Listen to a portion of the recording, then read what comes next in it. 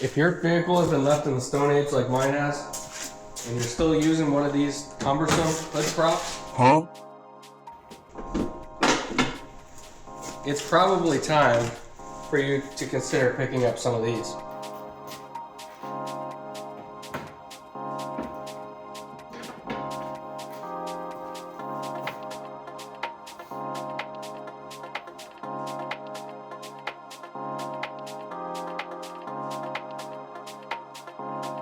So what exactly do we have here? This is the Redline Tuning QuickLIFT system for the 2024 and Plus Ranger. Now, I do want to say that they make these for over 350 vehicles that are pretty similar in setups, so if you've got something else, still worth a watch on this video. So as we're getting these unboxed here, they do make two different versions of this kit. Now, the one that we have here is the Plus system. They also make an Elite system. Now, the main differences that you're gonna find is the Plus system, which we have here, is a regular black gas spring. The Elite system is a full stainless steel gas spring. That one carries a 5-year warranty, whereas the Plus comes with a 4-year warranty.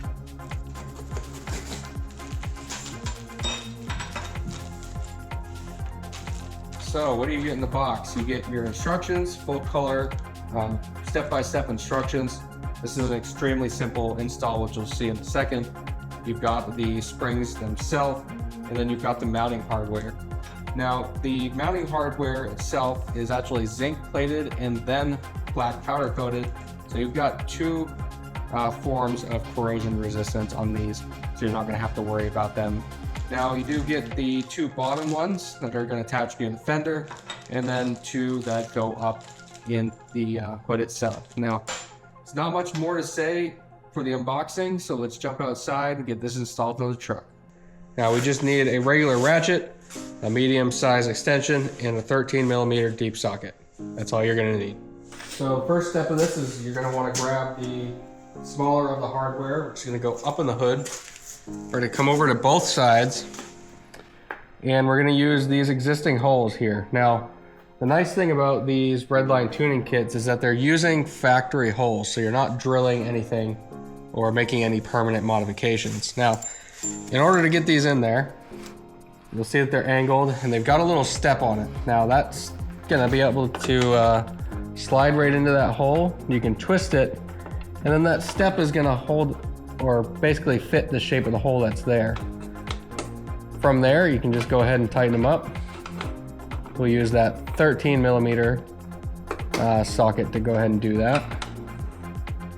You do want to make sure that that is centered on that little lip there before you go ahead and tighten that down.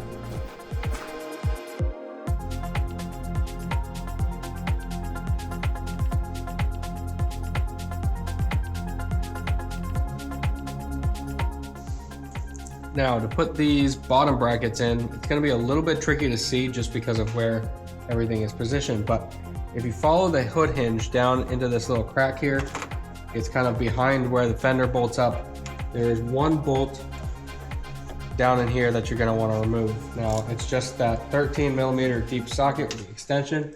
We'll get you right there, and that's about where you're going to want to be.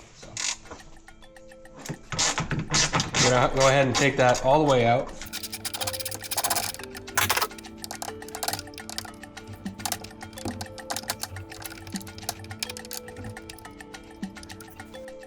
Now, I was able to get this out pretty cleanly, but they do mention in the instructions that you should put a like a towel or something that you can stuff in the crack here, just so that in the occasion that you drop something, it's not gonna go down the fender, get stuck behind the wheel well, and have a whole big mess on your hands.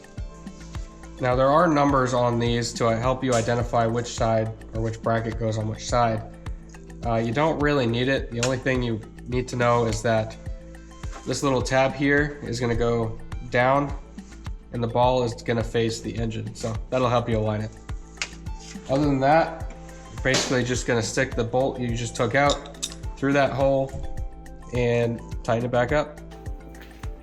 And once you have the bottom and upper brackets installed, there's nothing else to it but to install these. So the thicker part of the body is going to go towards the hood, like such, and they just snap into place. Should mention at this point, these do open the hood up wider than stock with the factory hood prop, so you're going to have to hold the stock one down, hold the hood up for a few minutes.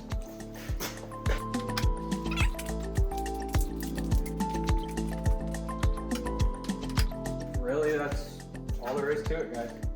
And while I was in there, I did take the time to go ahead and remove the stock hood prop. It's just a 10mm bolt if you wanted to do the same on yours.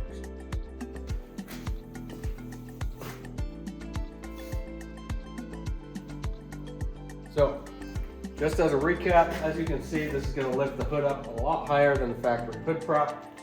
You don't have to deal with putting it up manually every time. There's no issues with pulling it down. They're not too heavy where it's going to cause any damage or warping in the hood itself. Lifts the hood up just fine on its own. And the other big thing that I did want to mention is that these are made in America, so that's always a bonus. I have been running these for a number of years on multiple cars. My Mustang right here is running them, and my Mazda 3 that I had before this was also running them, never had any issues. So more than confident these are going to hold up on the Raptor as well. Hope you guys check them out. Thanks.